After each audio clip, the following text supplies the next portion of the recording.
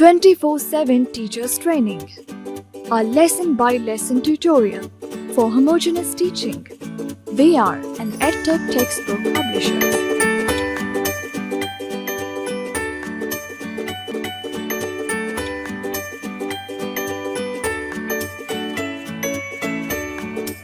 बिस्मिल्लाहिर्रहमानिर्रहीम। अस्सलामु अलैकुम मोहतरम टीचर, स्नोमैन पब्लिशर्स की जानिब से खुश आमदीद। आज हम दूसरी जमात की उर्दू पर ट्यूटोरियल्स का आगाज़ कर रहे हैं। उम्मीद है आपने पहली जमात के ट्यूटोरियल्स को बगौर सुना और देखा होगा।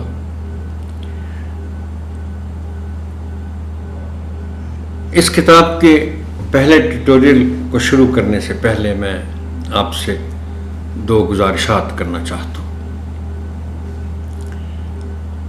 एक तो ये कि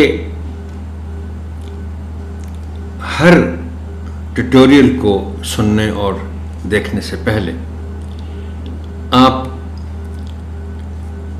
जो मुतल्लका किताब है, जैसे अब हम दूसरी जमात की उर्दू शुरू कर रहे हैं, तो निसाबी किताब आप अपने पास ज़रूर रखें हर सेशन को सुनने और देखने से पहले।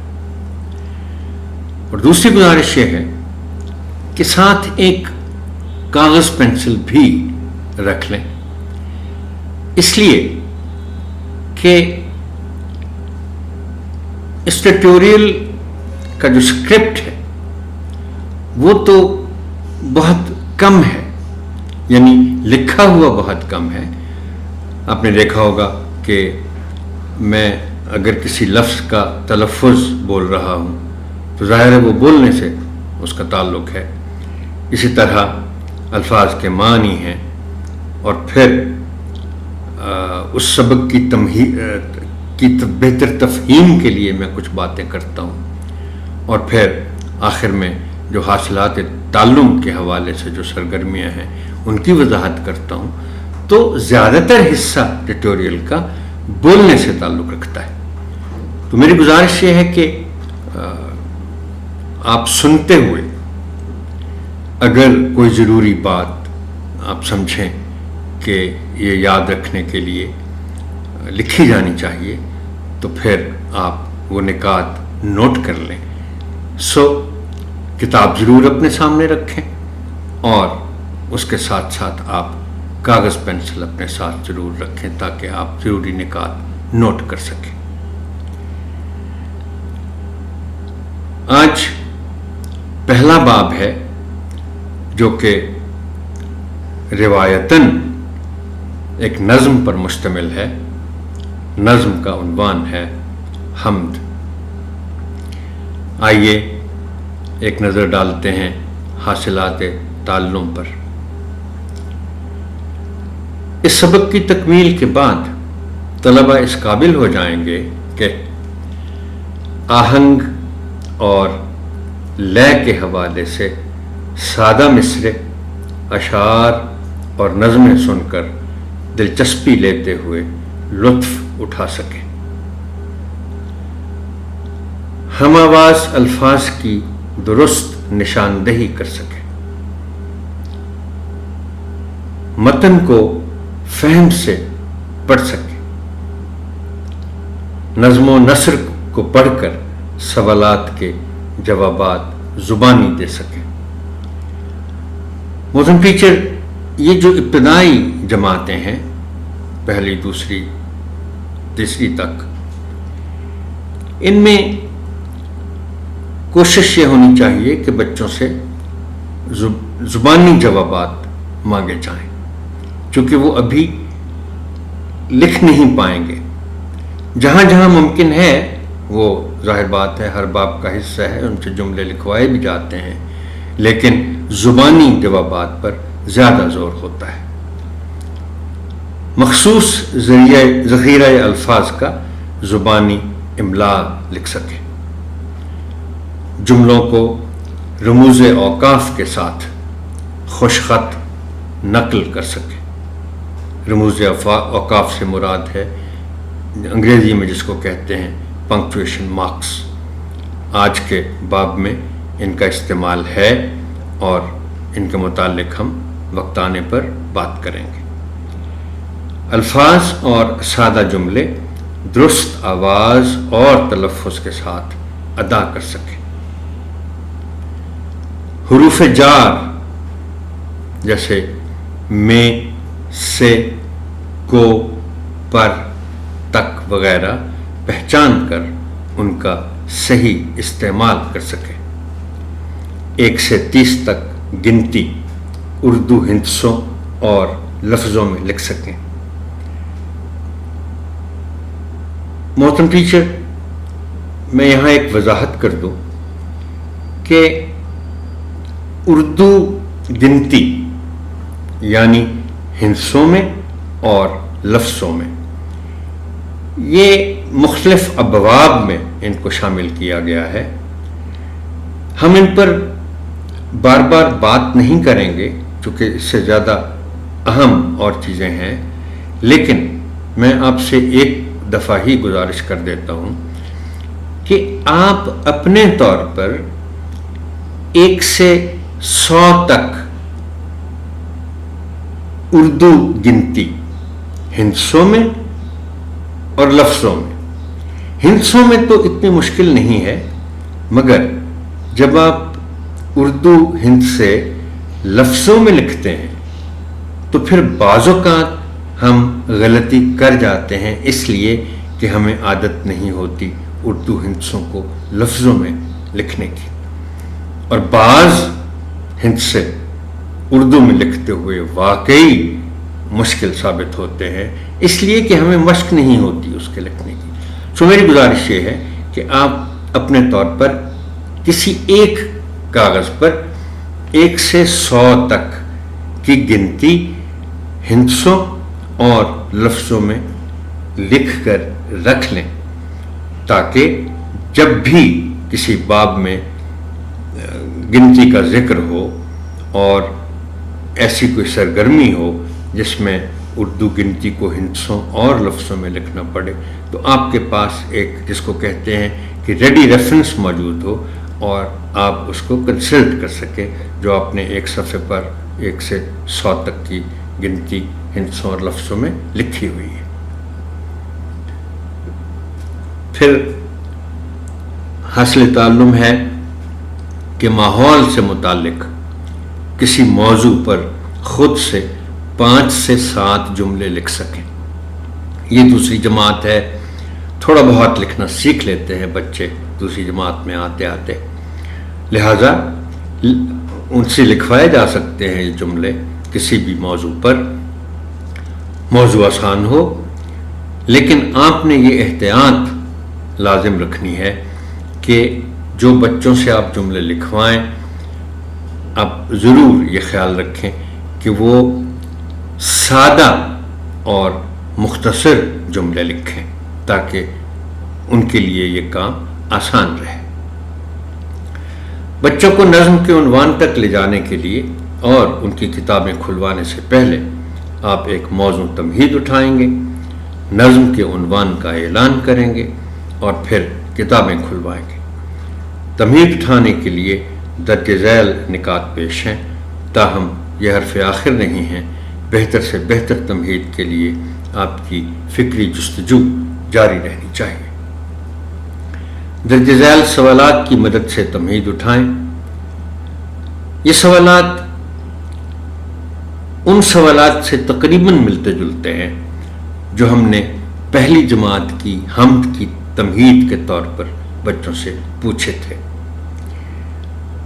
میری کوشش ہوگی محترم ٹیچر کہ جب ہم تیسری جماعت کی حمد شروع کریں تو پھر میں ذرا مختلف اور ایک بہتر سطح کی تمہید آپ کے ساتھ شیئر کر سکوں، آپ کو وہ سوالات بھی تجویز کر سکوں۔ لیکن ابھی چونکہ یہ دوسری جماعت کا لیول ہے تو میں نے جیسے کہا کہ پہلی اور دوسری جماعت میں تقریباً ملتی جلتی تمہید ہم رکھیں گے۔ یہ دنیا کس نے بنائی ہے؟ ہم سب کو کس نے پیدا کیا ہے، ہمیں کس کا شکر ادا کرتے رہنا چاہیے.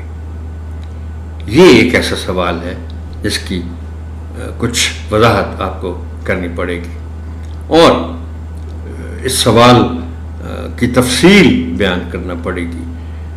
آپ کہہ سکتے ہیں کہ بھئی ہمارے یہاں کوئی کام اگر کوئی دوسرا انسان کرتا ہے تو ہم اس کو شکریہ کہتے ہیں یا تھینک یو کہتے ہیں. تو جو سب سے بڑا ہمارا کام کرنے والا ہے، جس نے دنیا بنائی ہے، کیا ہم اس کا شکر ادا نہیں کریں گے، اس کا شکریہ ادا نہیں کریں گے؟ تو اس طرح آپ یعنی لوگوں سے بات شروع کر کے اللہ تعالیٰ تک لے جا سکتے ہیں. اللہ تعالیٰ کی تعریف میں لکھی گئی نظم کیا کہلاتی ہے؟ وہ چونکہ پہلی جماعت میں حمد پڑھ چکے ہیں، وہ آسان پائیں گے اس سوال کا جواب دینا. کیا آپ نے کبھی حمد پڑھی ہے؟ میرا خیال ہے کہ وہ اس کا جواب دے پائیں گے کہ ہم نے پچھلی جماعت میں حمد پڑھی تھی. اور یہاں سے پھر ظاہر بات ہے، جیسے میں نے آپ سے ایک سے زیادہ مرتبہ پہلے بھی کہا ہے، کہ تمہید کا مقصد یہ ہوتا ہے کہ آپ ایک منطقی انداز میں ایسی گفتگو کریں سوالات اور ان کے جوابات کی مدد سے جو آپ کو بات کے عنوان تک لے جائے، سبق کے عنوان تک لے جائے. اب جیسے یہاں جب ہم نے یہ سوال کیا کہ کیا آپ نے کبھی حمد پڑھی ہے، اور جواب آیا کہ ہاں ہم نے حمد پڑھی ہے، ہم نے پہلی جماعت میں حمد پڑھی تھی. کچھ بچوں کو اگر نہیں بھی یاد، وہ خاموش بیٹھے ہیں، تو ظاہر ہے کچھ بچے یقیناً جواب دے دیں گے تو ان کی مدد بھی ہو جائے گی. تو یہاں پھر اس سوال کے جواب کے بعد آپ کہہ سکتے ہیں کہ اچھا بھی بچوں، ہم آج دوسری جماعت کی اردو کا آغاز کرنے جا رہے ہیں، اور پہلا ہمارا باب اس جماعت میں بھی حمد ہے. اور پھر آپ کتابیں کھلوا کر حمد پڑھنا شروع کر سکتے ہیں. درجہ بالا سوالات پر مبنی گفتگو کے نتیجے میں بچوں کو نظم کے عنوان تک لے جائیں. اب آپ اشعار کی بحر اور لے کا خیال رکھتے ہوئے نظم کی قرأت کریں گے. آپ کے لیے میں قرأت کرتا ہوں. بحر اور لے کی میں وضاحت پہلی جماعت کی ٹیوٹوریلز کرنے کے دوران کر چکا ہوں، لیکن پھر بھی بحر سے مراد وزن ہے اور لے سے مراد سر ہے. میں نے آپ سے کہا تھا کہ شعر میں یا اشعار میں یا پوری شاعری میں ہر شعر کا ایک وزن ہوتا ہے، اس کی ایک موسیقیت ہوتی ہے، اور یہی موسیقیت ہے جو شاعری پڑھتے ہوئے ہمارے دل کو لبھاتی ہے اور ہم اس سے لطف اٹھاتے ہیں. سبھی کچھ خدا کا بنایا ہوا ہے، یہ گلشن اسی کا لگایا ہوا ہے. یہ خوش رنگ پھول اور پھل پیارے پیارے، یہ دن اور سورج، یہ چاند اور تارے. ہر ایک شے پہ میرے خدا کی نظر ہے، وہ سب جانتا ہے، اسے سب خبر ہے. اجالا ہو یا چھا رہا ہو اندھیرا، ہے اس کی نظر میں ہر ایک کام میرا.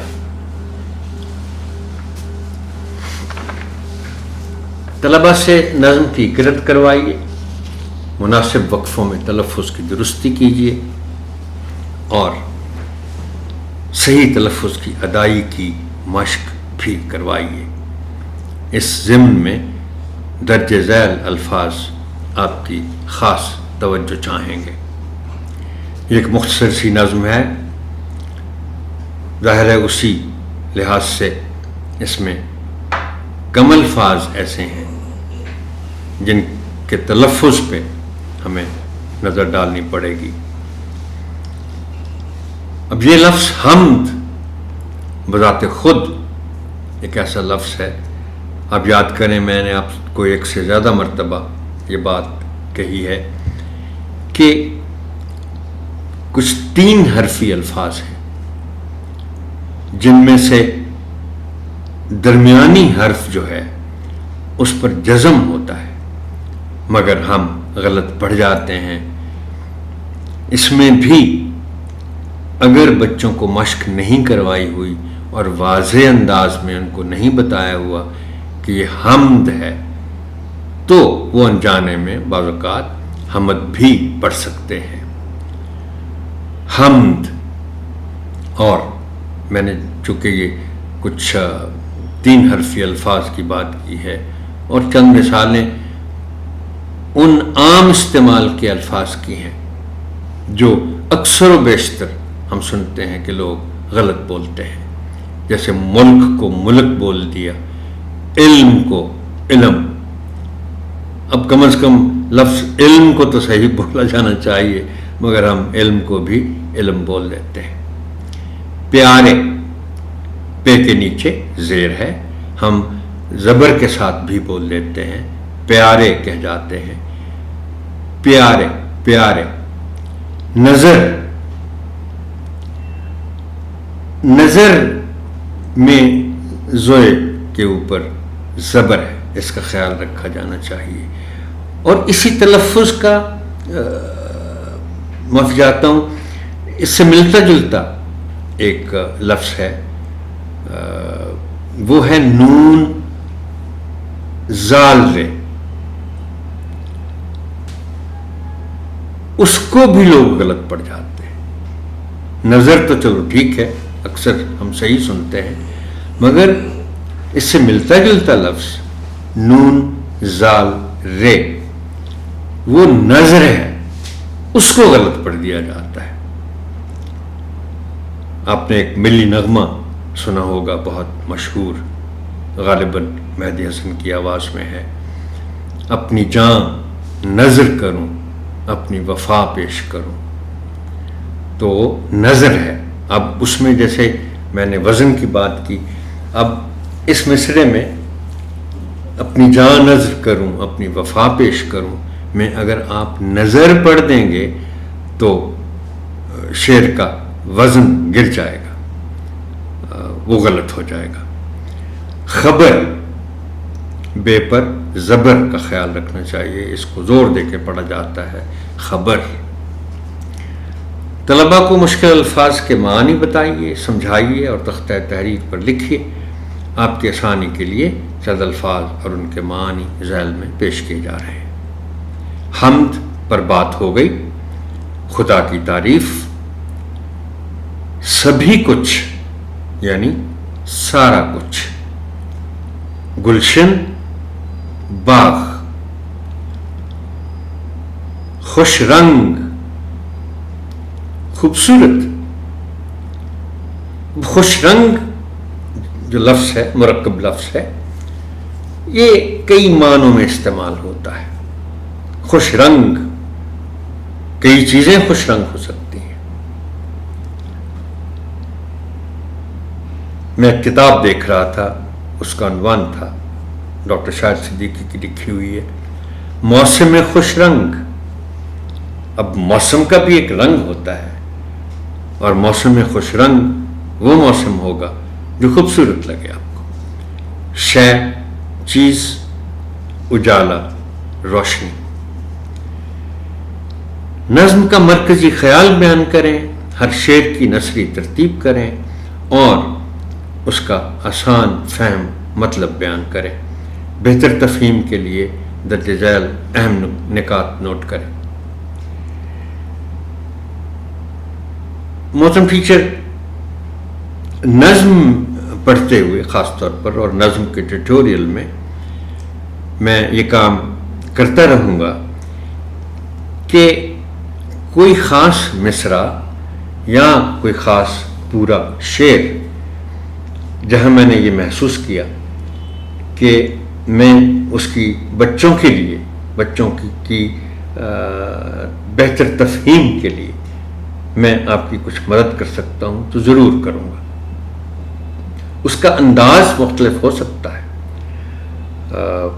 ہو سکتا ہے کہ تیسری جماعت اور اس کے بعد میں مصرع پورا نہ لکھوں، اور چونکہ میں نے آپ سے ابھی سے یہ گزارش کر دی ہے کہ آپ ضرور یہ ٹیوٹوریلز سنتے ہوئے کتاب بھی اپنے سامنے رکھیں، تو اس میں آسانی ہم دونوں کی ہے کہ میں اگر کسی مصرع یا کسی شعر کا حوالہ دے رہا ہوں تو آپ فوراً وہ کتاب پر دیکھ سکتے ہیں کہ وہ پورا شعر کہاں ہے، کیا ہے۔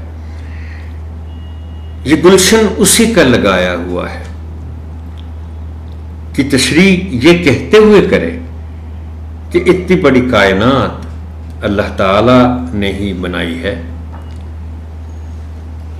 جیسے گلشن میں طرح طرح کے پھول، پھل اور پودے ہوتے ہیں، اسی طرح کائنات میں طرح طرح کی چیزیں ہیں، اور گلشن جس کو کہتے ہیں یا باغ جس کو کہتے ہیں، اس میں ہر طرح کے پھل پھول اور پودے ہوتے ہیں۔ تو یہ کائنات جو اتنی بڑی بنائی ہے، اللہ تعالیٰ نے کتنی مخلوقات پیدا کی ہوئی ہیں، یہ اسی کا کام ہے، یہ اس کی بڑائی ہے، یہ اس کی عظمت ہے، اور یہ اس کی قدرت ہے، یہ اس کی طاقت ہے۔ یہ آپ اس طرح کے الفاظ استعمال کر کے اس کی تشریح کر سکتے ہیں۔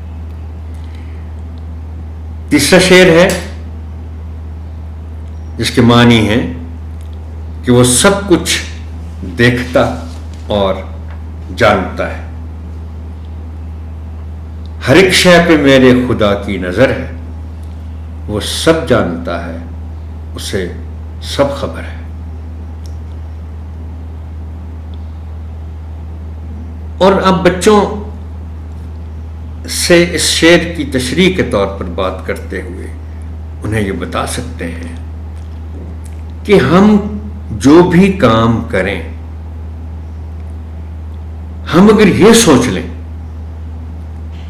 کہ اللہ دیکھ رہا ہے تو ہم برائیوں سے بچ سکتے ہیں۔ آخری شعر ہے کہ اجالا ہو یا چھا رہا ہو اندھیرا، ہے اس کی نظر میں ہر ایک کام میرا۔ اب دیکھیں نا، ہم کوئی کام کرتے ہیں، آپ بچوں کو بتائیے کہ آپ اندھیرے میں لوگوں سے تو چھپ سکتے ہیں مگر خدا سے نہیں چھپ سکتے، اس لیے کہ وہ تو اندھیرے میں بھی ہم سب کو دیکھ رہا ہے، ہم کیا کر رہے ہیں، اچھا کام کر رہے ہیں، برا کام کر رہے ہیں۔ بلکہ آپ بچوں سے کہ ہم تو جو کچھ سوچتے ہیں وہ بھی اللہ تعالیٰ کو علم ہوتا ہے۔ اب ہم آتے ہیں متعلقہ حاصلات تعلم کے حوالوں کے ساتھ مشق، زبان شناسی اور لکھائی کے کچھ اہم پہلوؤں کی طرف۔ رموز اوقاف کو جملوں میں استعمال کروانے سے پہلے طلباء کو سوالیہ، ختمہ اور سکتہ کے معنی بتائیں۔ صفحہ 7 پر یہ سوال نمبر 9 ہے۔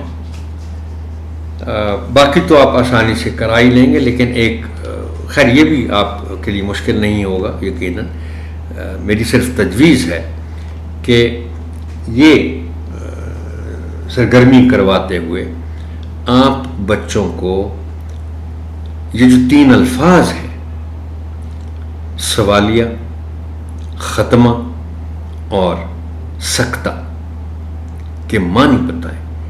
اس لیے اور کوئی حرج نہیں ہے کہ آپ انگریزی میں جو ان کے ایکویولنٹس ہیں، ان کے جو مترادفات ہیں، وہ بھی بچوں کو بتا دیں، چونکہ وہ بچے پڑھ چکے ہیں انگریزی میں۔ اور یہاں ہم عام طور پر ہوتا یہ ہے کہ ہم اردو میں بھی جب لکھتے ہیں تو بچے جو الفاظ استعمال کرتے ہیں وہ یہی الفاظ استعمال کرتے رہتے ہیں، یعنی ڈیش، کوما اور کوشچن مارک۔ یہ جو الفاظ ہیں سوالیہ، ختمہ اور سکتہ کے، یہ استعمال کم ہوتے ہیں زبانی طور پر، لہذا ضروری ہے کہ آپ ان کو بتائیں۔ سوالیہ تو شاید وہ آسانی سے سمجھ جائیں گے، اس لیے کہ سوال سے یہ لفظ بنا ہے، مگر بتائیں کہ ختمہ میں بھی چونکہ ختم لفظ سے بنا ہے، یہ ختمہ، اور ختم کہیں گے آپ تو پھر وہ آسانی سے سمجھ جائیں گے کہ اچھا یہ فل سٹاپ ہے، چونکہ یہاں جملہ ختم ہو رہا ہے۔ سکتہ ذرا اس لحاظ سے مشکل ہے کہ آپ نہیں کہہ سکتے کہ یہ کس لفظ سے نکلا ہے جو آسان کر دے اس لفظ کو، تو سکتہ کا مطلب ان کو بتائیں کہ وقفہ ہے، کامہ ہے۔ حاصل تعلم اس سرگرمی کا ہے کہ جملوں کو رموز اوقاف کے ساتھ خوشخط نقل کر سکیں۔ آخر میں ہے تخلیقی لکھائی، دوست یا سہیلی کے بارے میں 5 جملے لکھنا، صفحہ نمبر 8۔ لکھوانے سے پہلے آپ طلباء کو رہنمائی فراہم کریں، اس لیے کہ دوست یا سہیلی کے بارے میں تو بہت باتیں ان کے ذہن میں آئیں گی۔ آپ ان کو کچھ رہنمائی فراہم کریں کہ اپنے جملے سادہ رکھیں اور مختصر رکھیں، اور ضروری 4-5 باتیں ان کے متعلق لکھتے۔ حاصل تعلم اس سرگرمی کا ہے کہ طلباء ماحول سے متعلق کسی موضوع پر خود سے 5 سے 7 جملے لکھ سکیں۔ آج کے سیشن میں اتنا ہی۔ محترم ٹیچر، آپ کی سماعت کا شکریہ۔ اللہ حافظ ناصر۔